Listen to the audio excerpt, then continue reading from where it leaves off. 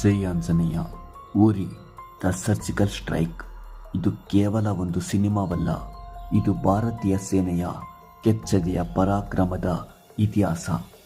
2015 ಮತ್ತು 2016ರಲ್ಲಿ ಪಾಕಿಸ್ತಾನ ಪ್ರೇರಿತ ಭಯೋತ್ಪಾದಕರು ನಮ್ಮ ಸೈನಿಕರ ಮೇಲೆ ನಡೆಸಿದ ಹೇಡಿ ದಾಳಿಗೆ ಭಾರತದ ಸಿಂಹಗಳು ಹೇಗೆ ಕುಡುಕಿ ಪ್ರತೀಕಾರ ತೀರಿಸಿಕೊಂಡವು ಎಂಬುದು ಈ ಚಿತ್ರ.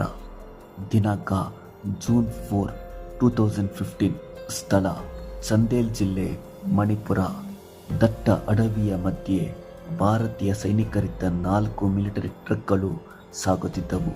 ಇದ್ದಕ್ಕಿದ್ದಂತೆ ಮುಂಚೂಣಿಯಲ್ಲಿದ್ದ ವಾಹನದ ಟೈರ್ ಪಂಚರ್ ಆಗುತ್ತದೆ. ಚಾಲಕ ಕೆಳಗಿಳಿದು ನೋಡಿದಾಗ ದಾರಿಯಲ್ಲಿ ಕಬ್ಬಿಣದ ಮೊಳೆಗಳು ಹರಡಿರುವುದು ಕಂಡುಬರುತ್ತದೆ. ಏನೋ ಸಂಚು ನಡೆಯುತ್ತಿದೆ ಎಂದು ಗೊತ್ತಾಗಷ್ಟರಲ್ಲೇ ಅವನ ಮೇಲೆ ಫೈರಿಂಗ್ ಆಗುತ್ತದೆ. ಸುತ್ತಲಿನ ಗುಡ್ಡಗಾಡು ಪ್ರದೇಶದಲ್ಲಿ ಅಡಗಿದ್ದ ಉಗ್ರರು ಏಕಾಏಕಿ ಫೈರಿಂಗ್ ಮಾಡುತ್ತಾರೆ. ಮೊದಲೇ ಬಾಂಬ್ ಅಳವಡಿಸಿ ವಾಹನಗಳು ನಿಲ್ಲುವಂತೆ ಮಾಡಿದ್ದ ಉಗ್ರರ ಪ್ಲಾನ್ ಸಕ್ಸಸ್ ಆಗಿತ್ತು. ಬಾಂಬ್ ಬ್ಲಾಸ್ಟ್ ಮತ್ತು ಫೈರಿಂಗ್ ದಾಳಿಯಲ್ಲಿ ಹಲವು ವೀರ ಸೈನಿಕರು ವೀರಮರಣ ಅಪ್ಪುತ್ತಾರೆ. ನಮ್ಮ ಸೈನಿಕರ ಬಲಿದಾನಕ್ಕೆ ಸುಮ್ಮನೆ ಕುಳಿತುಕೊಳ್ಳುವ ದೇಶ ನಮ್ಮದಲ್ಲ. ಜೂನ್ 10, 2015ರಂದು ಇಂಡೋ ಮಯನ್ಮಾರ್ ಬಾರ್ಡರ್ನಲ್ಲಿ ಪ್ರತೀಕಾರದ ಕಿಚ್ಚು ಹೊತ್ತಿದ್ದು. ಮೇಜರ್ ವಿಹಾನ್ ಸಿಂಗ್ ಶೇರ್ಗಿಲ್ ಮತ್ತು ಮೇಜರ್ ಕರಣ್ ಕಶ್ಯಪ್ ನೇತೃತ್ವದ 2 ತಂಡಗಳು ಮಧ್ಯರಾತ್ರಿ ಚಾಪರ್ಗಳ ಮೂಲಕ ಉಗ್ರರ ಅಡಗುತಾಣಕ್ಕೆ ಲಗ್ಗೆ ಇಡುತ್ತವೆ. ರಾಕೆಟ್ ಲಾಂಚರ್ಗಳ ಸದ್ದು ಅಡವಿಯನ್ನು ನಡುಗಿಸುತ್ತದೆ. AK-47 ಹಿಡಿದು ಬೆಂಕಿಯಂತೆ ನುಗ್ಗಿದ ನಮ್ಮ ಪ್ಯಾರೋ ಕಮಾಂಡೋಗಳು ಸುಮಾರು 80 ಉಗ್ರರನ್ನು ಸದೆಬಡಿದು ಯಶಸ್ವಿಯಾಗಿ ಹಿಂದಿರುಗುತ್ತಾರೆ. ಮೇಜರ್ ವಿಹಾನ್ ಹಿನ್ನೆಲೆ. ವಿಹಾನ್ ಒಬ್ಬ NDA topper, para commando gold medallist. ಇವರ ತಂದೆ ಕರ್ನಲ್ ಮೆಹರ್ ಸಿಂಗ್ ಕಾರ್ಗಿಲ್ ಯುದ್ಧದ ವೀರಾಗ್ರಣಿ, ಮಹಾವೀರ ಚಕ್ರ ವಿಜೇತ ಹುತಾತ್ಮರು. ಕಾರ್ಯಾಚರಣೆ ಮುಗಿದ ನಂತರ ಪ್ರಧಾನಿಯವರು ತಂಡವನ್ನು ಅಭಿನಂದಿಸುತ್ತಾರೆ.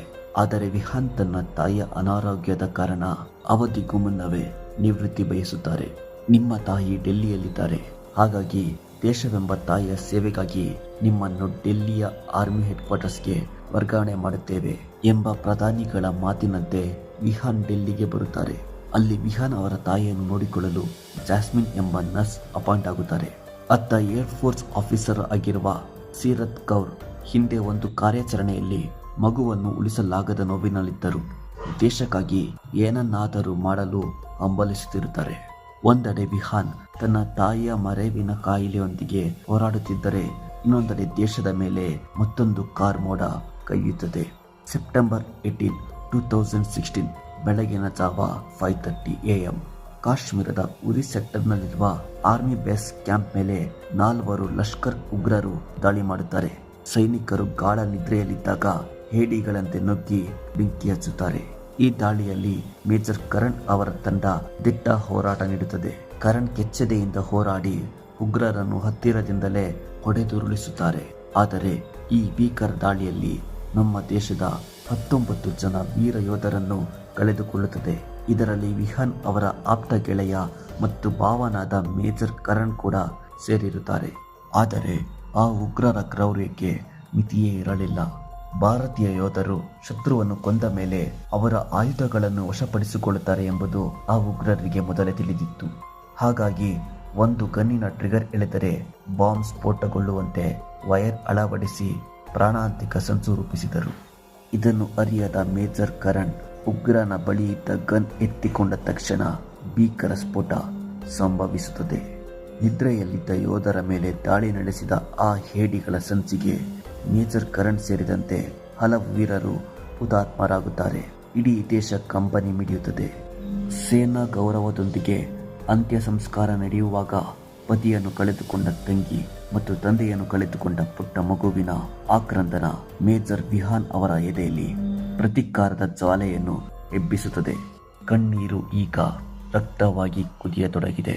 ಈ ಘಟನೆ ಪ್ರಧಾನಿಯವರ ತಾಳ್ಮೆಯನ್ನು ಪರೀಕ್ಷಿಸುತ್ತದೆ. ಇನ್ನು ಮಾತುಕತೆಯ ಕಾಲ ಮುಗಿಯಿತು, ಅವರಿಗೆ ಅವರ ಭಾಷೆಯಲ್ಲೇ ಉತ್ತರ ನೀಡಬೇಕು ಎಂದು ಸರ್ಕಾರ ನಿರ್ಧರಿಸುತ್ತದೆ. ಆಗ ರಾಷ್ಟ್ರೀಯ ಭದ್ರತಾ ಸಲಹೆಗಾರ ಗೋವಿಂದ್ ಭಾರದ್ವಾಜ್ ಒಂದು ಮಾಸ್ಟರ್ ಪ್ಲಾನ್ ಕೊಡುತ್ತಾರೆ. ಅದೇ ಸರ್ಜಿಕಲ್ ಸ್ಟ್ರೈಕ್. ಇದು ಹಳೆಯ ಇಂಡಿಯಾವಲ್ಲ, ಇದು ಹೊಸ ಇಂಡಿಯಾ. ನಾವು ಶತ್ರುವಿನ ಮನೆಗೆ ನುಗ್ಗಿ ಹೊಡೆಯುತ್ತೇವೆ ಎಂದು ಗೋವಿಂದ್ ಗರ್ಜಿಸುತ್ತಾರೆ. ಕೇವಲ 10 ದಿನಗಳಲ್ಲಿ ಈ ಕಾರ್ಯಾಚರಣೆ ಮುಗಿಸಲು ಪ್ರಧಾನಿಗಳು ಗ್ರೀನ್ ಸಿಗ್ನಲ್ ನೀಡುತ್ತಾರೆ.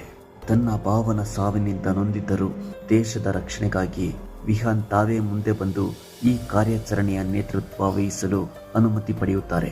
ತನ್ನ ತಂಡದ ಒಬ್ಬೇ ಒಬ್ಬ ಯೋಧನಿಗೂ ಗಾಯವಾಗದಂತೆ ಎಲ್ಲರನ್ನೂ ಸುರಕ್ಷಿತವಾಗಿ ವಾಪಸ್ ಕರೆತರುತ್ತೇನೆ ಎಂದು ವಾಗ್ದಾನ ಮಾಡುತ್ತಾರೆ. ಕಾರ್ಯಾಚರಣೆ ಆರಂಭವಾಯಿತು. ವಿಹಾನ್ ತಮ್ಮ ತಂಡದ ಎಲ್ಲರ ಮೊಬೈಲ್ಗಳನ್ನು ಕಲೆಕ್ಟ್ ಮಾಡಿ ಸೆಪ್ಟೆಂಬರ್ 29 ರವರೆಗೆ ನೀವು ಯಾರ ಸಂಪರ್ಕಕ್ಕೂ ಸಿಗುವಂತಿಲ್ಲ ಎಂದು ಆದೇಶಿಸುತ್ತಾರೆ. ಯೋಧರ ಕಣ್ಣಲ್ಲಿ ಕಿಚ್ಚು ತುಂಬುತ್ತಾ ವಿಹಾನ್ ಹೇಳುತ್ತಾರೆ, ನಮ್ಮ ಸಹೋದರರು ಮಲಗಿದ್ದಾಗ ಅವರು ಅಟ್ಯಾಕ್ ಮಾಡಿದರು. ಈಗ ನಾವು ಅವರ ಮನೆಗೆ ನುಗ್ಗಿ ಅವರಿಗಿಂತ ಭೀಕರವಾಗಿ ಸಂಹರಿಸೋಣ. ನಮ್ಮ ರಕ್ತದ ಕೋಪ ಹೇಗಿರುತ್ತೆ ಅಂತ ಅವರಿಗೆ ತೋರಿಸೋಣ. ಪಾಕಿಸ್ತಾನಿ ಸೇನೆಯ ಒಳಗೆ ಇರುವ ಭಾರತದ ರಹಸ್ಯ ಏಜೆಂಟ್ ಮೂಲಕ ಅಲ್ಲಿನ ಪ್ರತಿ ಚಲನವಲನದ ಮಾಹಿತಿ ಪಡೆಯಲಾಗುತ್ತದೆ. ಇನ್ನೊಂದೆಡೆ ಗೋವಿಂದ್ ಅವರು ಇಸ್ರೋ ಮುಖ್ಯಸ್ಥರಿಗೆ ಕರೆ ಮಾಡಿ ಉಗ್ರರ ಅಡಗುತಾಣಗಳ ಸ್ಪಷ್ಟ ಚಿತ್ರಣ ಕೇಳುತ್ತಾರೆ. ಭಾರತದ ಸ್ಯಾಟಲೈಟ್ಗಳು ಶತ್ರು ಪಾಳಯದ ಪ್ರತಿಯೊಂದು ಇಂಚ್ ಜಾಗದ ಲೈವ್ ವಿಷುವಲ್ ಅನ್ನು ಆರ್ಮಿಗೆ ರವಾನಿಸುತ್ತದೆ. ಅಷ್ಟೇ ಅಲ್ಲ, ನೀವು ಈ ಹಿಂದೆ ಭೇಟಿಯಾದ ನರ್ಸ್ ಜಾಸ್ಮಿನ್ ಅಲಿಯಾಸ್ ಸೀರತ್ ಕೌರ್ ಕೇವಲ ನರ್ಸ್ ಅಲ್ಲ, ಅವಳು ಇಂಟೆಲಿಜೆನ್ಸ್ ಡಿಪಾರ್ಟ್ಮೆಂಟ್ನ ಸಮರ್ಥ ಏಜೆಂಟ್. ಆಕೆ ವಿಹಾನ್ ಅವರ ತಾಯಿಯ ಬಟ್ಟೆಗಳಿಗೆ ಅಳವಡಿಸಿದ್ದ GPS ಯಂತ್ರವೇ ಅವಳ ಸಾಮರ್ಥ್ಯಕ್ಕೆ ಸಾಕ್ಷಿ. ಈಗ ಇಡೀ ಟೆಕ್ನಾಲಜಿ ಮತ್ತು ಶಕ್ತಿ ಒಂದಾಗಿ ಶತ್ರು ಸಂಹಾರಕ್ಕೆ ಸಿದ್ಧವಾಗಿದೆ. ಕೇಂದ್ರ ಕಚೇರಿಯಲ್ಲಿ ಕಾರ್ಯಾಚರಣೆಯ ಸಿದ್ಧತೆಗಳು ನಡೆಯುತ್ತಿದ್ದಾಗ ಮೇಜರ್ ವಿಹಾನ್ ಮತ್ತು ಏಜೆಂಟ್ ಪಲ್ಲವಿ ಶರ್ಮಾ ಮುಖಾಮುಖಿಯಾಗುತ್ತಾರೆ. ಅಂದು ತಾಯಿಯ ವಿಚಾರದಲ್ಲಿ ಆತುರಪಟ್ಟು ಕೂಗಾಡಿದ್ದಕ್ಕೆ ವಿಹಾನ್ ಕ್ಷಮೆ ಯಾಚಿಸುತ್ತಾರೆ. ಪರವಾಗಿಲ್ಲ ಮೇಜರ್, ನಿಮ್ಮ ಜಾಗದಲ್ಲಿ ನಾನಿದ್ದರೂ ಹಾಗೆ ವರ್ತಿಸುತ್ತಿದ್ದೆ. ದೇಶದ ರಕ್ಷಣೆಗಿಂತ ಹೆಚ್ಚಾಗಿ ನಾನು ಯಾವುದನ್ನು ಮನಸ್ಸಿನಲ್ಲಿ ಇಟ್ಟುಕೊಳ್ಳುವುದಿಲ್ಲ ಎನ್ನುವ ಪಲ್ಲವಿಯ ಮಾತು ಇಬ್ಬರ ನಡುವಿನ ಭದ್ರವಾದ ವೃತ್ತಿಪರ ನಂಬಿಕೆಯನ್ನು ಮೂಡಿಸುತ್ತದೆ. ಈಗ ಇಬ್ಬರ ಗುರಿಯೂ ಒಂದೇ, ಉರಿ ದಾಳಿಯ ಹಿಂದಿರುವ ಮಾಸ್ಟರ್ ಮೈಂಡ್ಗಳನ್ನು ಸದೆಬಡೆಯುವುದು. ಕಾರ್ಯಾಚರಣೆಗೆ ಈಗ ಕಣ್ಣಿಗೆ ಕಾಣದ ಬೇಹುಗಾರನ ಅಗತ್ಯವಿತ್ತು. ಆಗ ರಾಷ್ಟ್ರೀಯ ಭದ್ರತಾ ಸಲಹೆಗಾರನಾದ ಗೋವಿಂದ್ ಭಾರದ್ವಾಜ್ ಕಣ್ಣಿಗೆ ಬೀಳುತ್ತಾನೆ. ಒಬ್ಬ ಇಂಟರ್ನ್ ವಿದ್ಯಾರ್ಥಿ ಇಶಾನ್. ಆತ ವಿನ್ಯಾಸಗೊಳಿಸಿದ ಡ್ರೋನ್ ಸಾಮಾನ್ಯ ಹಕ್ಕಿಯಂತೆಯೇ ಕಾಣುತ್ತಿತ್ತು. ಅದನ್ನು ಪರೀಕ್ಷಿಸಿದಾಗ ಅದು ಕೇವಲ ಆಟಿಕೆಯಲ್ಲ, ಅದೊಂದು ಶಕ್ತಿಶಾಲಿ ಅಸ್ತ್ರ ಎಂದು ಸಾಬೀತಾಗುತ್ತದೆ. ಗರುಡನ ಫೀಚರ್ಸ್ 12 ಕಿಲೋಮೀಟರ್ವರೆಗೆ ರಿಮೋಟ್ ಕಂಟ್ರೋಲ್ ಮೂಲಕ ಹಾರಾಟ, ನೈಟ್ ವಿಷನ್, ಕಗ್ಗತ್ತಲಲ್ಲೂ ಶತ್ರುಗಳ ಚಲನವಲನ ಸೆರೆ ಹಿಡಿಯುವ ಕ್ಯಾಮ್ರಾ, 4 ಗಂಟೆಗಳ ಕಾಲ ಹಾರಾಡುವ ಸಾಮರ್ಥ್ಯ. ನನಗೆ ಇಂತಹ 4 ಗರುಡ ಪಕ್ಷಿಗಳು ಬೇಕು ಎಂದು ಗೋವಿಂದ್ ಆದೇಶಿಸಿದಾಗ ಇಶಾನ್ನ ಹುಮ್ಮಸ್ಸು ಇಮ್ಮಡಿಯಾಗುತ್ತದೆ. ಇದು ಕೇವಲ ಟೆಕ್ನಾಲಜಿಯಲ್ಲ, ಶತ್ರುವಿನ ಎದೆಯಲ್ಲಿ ನಡುಕ ಹುಟ್ಟಿಸುವ ಭಾರತೀಯ ಬುದ್ಧಿವಂತಿಕೆ. ಈ ಸಾಹಸಮಯ ದಾಳಿಗೆ ಸಮರ್ಥ ಪೈಲಟ್ನ ಅವಶ್ಯಕತೆ ಇತ್ತು. ವಿಹಾನ್ ಆಯ್ಕೆ ಮಾಡಿದ್ದು ಸೀರತ್ ಕೌರ್ ಅವರನ್ನೇ. ನಿಮ್ಮ ದೇಶಭಕ್ತಿಯನ್ನು ಸಾಬೀತುಪಡಿಸಲು ಇದು ಅತ್ಯಂತ ಸೂಕ್ತ ಸಮಯ ಎಂದು ವಿಹಾನ್ ಅಫಿಷಿಯಲ್ ಆರ್ಡರ್ ನೀಡಿದಾಗ ಸೀರತ್ ಅವರ ಕಣ್ಣಲ್ಲಿ ದೃಢ ಸಂಕಲ್ಪ ಮೂಡುತ್ತದೆ. ಕಳೆದ ಸೋಲಿನ ಕೊರಗನ್ನು ಅಳಿಸಿ ಹಾಕಲು ಇದೀಗ ಅವರಿಗೆ ಸುವರ್ಣ ಅವಕಾಶ ದೊರೆತಿದೆ. ದಾಳಿಯ ಹಿಂದಿನ ಸೂತ್ರಧಾರಿಗಳನ್ನು ಪತ್ತೆ ಹಚ್ಚಲು ಬಾರ್ಡರ್ನಲ್ಲಿ ಬಂಧಿತರಾಗಿದ್ದ ಇಬ್ಬರು ಶಂಕಿತರನ್ನು ವಿಹಾನ್ ಮತ್ತು ಪಲ್ಲವಿ ವಿಚಾರಣೆ ನಡೆಸುತ್ತಾರೆ. ಅವರು ಸುಲಭವಾಗಿ ಬಾಯಿ ಬಿಡುವಂತರಾಗಿರಲಿಲ್ಲ. ಆದರೆ ವಿಹಾನ್ ತನ್ನ ಪರಾಕ್ರಮಿ ಶೈಲಿಯಲ್ಲಿ ಟಾರ್ಚರ್ ಆರಂಭಿಸುತ್ತಾರೆ. ಒಬ್ಬನ ಬಾಯಿಗೆ ಬಿಸಿ ಬಿಸಿ ಟೀ ಸುರಿದು ಹಿಂಸಿಸಿದಾಗ ಇನ್ನೊಬ್ಬ ಹೆದರಿ ಸತ್ಯ ಒಪ್ಪಿಕೊಳ್ಳುತ್ತಾನೆ.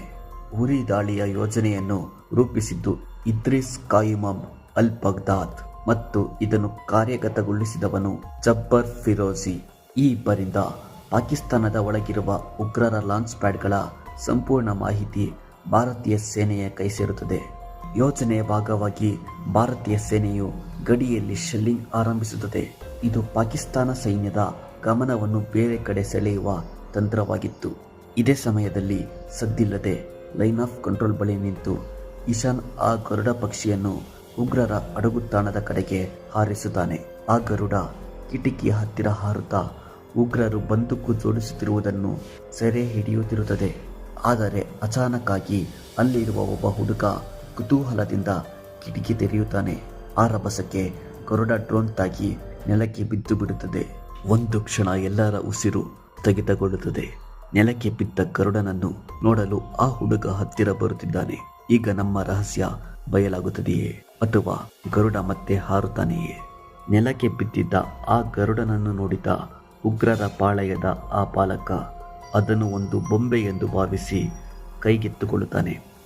ಆತ ಅದನ್ನು ಎತ್ತಿ ಹಿಡಿದ ಕ್ಷಣವೇ ಇಶಾನ್ ರೇಡಿಯೋ ಸಿಗ್ನಲ್ ಮೂಲಕ ಅದನ್ನು ಮತ್ತೆ ಚಾಲನೆ ಮಾಡುತ್ತಾನೆ. ಗರುಡ ರೆಕ್ಕೆ ಬಡಿದು ಆಕಾಶಕ್ಕೆ ಹಾರಿದಾಗ ಆ ಮುಗ್ಧ ಹುಡುಗ ಬೆರಗಾಗುತ್ತಾನೆ. ಅಂತಿಮವಾಗಿ ಆ ದಿನ ಬಂದೇ ಬಿಟ್ಟಿತ್ತು. ಸರ್ಜಿಕಲ್ ಸ್ಟ್ರೈಕ್ ಆರಂಭವಾಯಿತು. ಭಾರತೀಯ ಸೇನೆಯ 4 ತಂಡಗಳು ಪಾಕಿಸ್ತಾನಿ ಹೆಲಿಕಾಪ್ಟರ್ನಂತೆ ಬಣ್ಣ ಹಚ್ಚಿದ ಚಾಪರ್ಗಳಲ್ಲಿ ಬಾರ್ಡರ್ ದಾಟಲು ಸಜ್ಜಾದವು. ಆದರೆ ಶತ್ರು ಪಾಳಯದ ರಡಾರ್ಗಳು ಹದ್ದಿನ ಕಣ್ಣಿಟ್ಟಿದ್ದವು.